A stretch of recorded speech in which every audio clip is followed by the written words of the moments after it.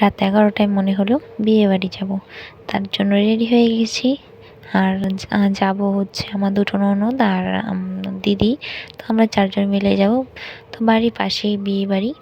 তো ভাবলাম সেখান থেকে রাত্রে খাওয়া দাওয়াটা না হয় সেখান থেকেই করে আসি, বাড়িতে রান্না করব না। আসলে নিমন্ত্রণ করেছিল, কিন্তু আমরা ভেবেছিলাম যাব না। পরে ভাবলাম যে না, যাওয়া যাক। তাই চলে আসি বিয়েবাড়ি। এই দেখতেই পাচ্ছ বিয়েবাড়িতে সেরকম একটা লোক ছিল না, আমরা অনেক রাত্রে এসেছি বলে।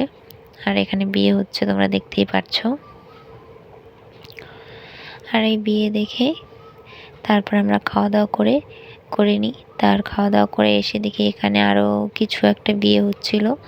জানি না এখানটায় ওদের অনেক নিয়ম কানুন থাকে, তো আমি তো সবটা জানি না। আমার এখানে দেখো সবাই এসে দেখি এখানে ডান্স করছে। প্রায় এখন 1:30টাই বাজতে চলেছে, তাই আমরা এখন চলে যাচ্ছি বাড়ি। সবাইকে গুড নাইট।